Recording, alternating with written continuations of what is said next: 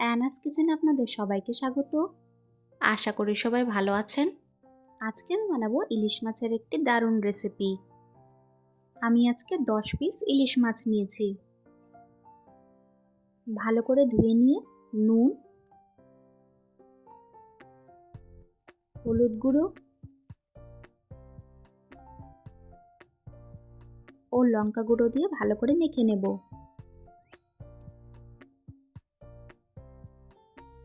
আজকের রেসিপিটা যদি আপনাদের ভালো লাগে, আমার চ্যানেলটিকে লাইক, শেয়ার, সাবস্ক্রাইব করে আমার পাশে থাকবেন। ভালো করে মাখিয়ে নিয়েছি। এই ইলিশ মাছের ঝোল বানাতে আর কি উপকরণ নিয়েছি চলুন দেখে নেই। নিয়েছি আলু, বেগুন ও একটি মশলা তৈরি করে রাখবো।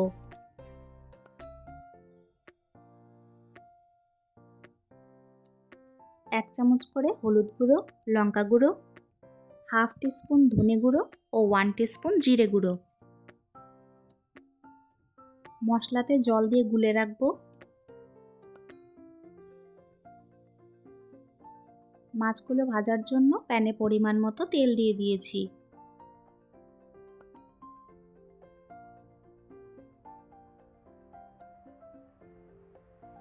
সবগুলো মাছ একইভাবে ভেজে নেব।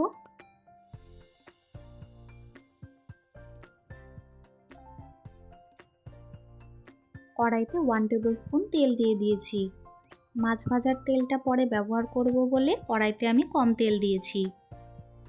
তেল গরম হয়ে আসলে একটি তেজপাতা ও একটি শুকনো লঙ্কা দিয়ে দিব। সামান্য জিরে ও কালো জিরে ফোড়ন দেব।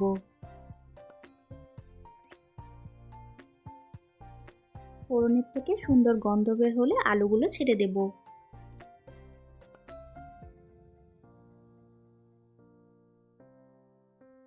আলুগুলো হালকা রং আসা অবধি ভেজে নিব।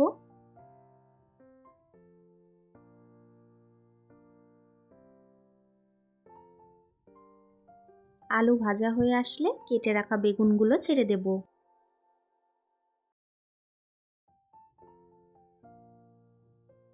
বেগুন দিয়ে আবারও ভালো করে ভেজে নেব।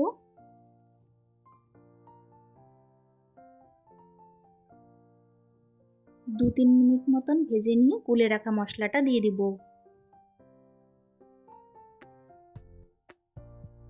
ভালো করে তেল ছাড়া অবধি কষিয়ে নিতে হবে।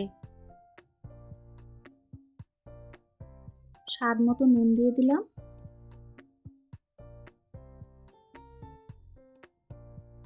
চার 5 মিনিট মতন কষানোর পর মশলা থেকে তেল ছেড়ে এসেছে।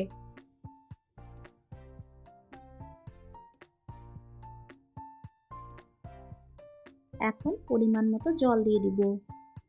আমি এখানে গরম জল ব্যবহার করেছি। গরম জল ব্যবহার করাতে ঝোলের টেস্টটা কিন্তু খুব ভালো আসে।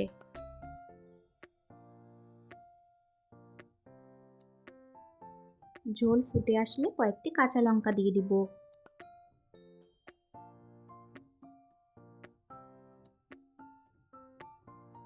ভেজে রাখা মাছগুলো ছেড়ে দেব।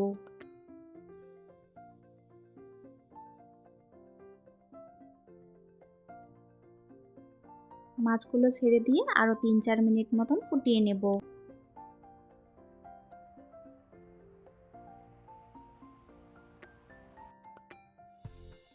নামানোর আগে মাছ ভাজার তেলটা এর মধ্যে দিয়ে দিব।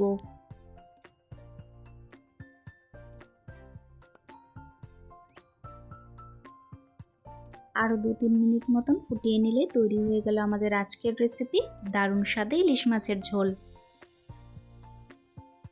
রেসিপিটি কেমন লাগলো অবশ্যই কমেন্টসে জানিও। ইলিশ মাছ তো অনেকভাবে খাওয়া যায়, একবার আমার রেসিপিটি ফলো করে এইভাবে বানিয়ে খাবেন, আশা করি ভালো লাগবে। আজকের ভিডিও দেখার জন্য আপনাদের সবাইকে অনেক ধন্যবাদ। সবাই খুব ভালো থাকবেন।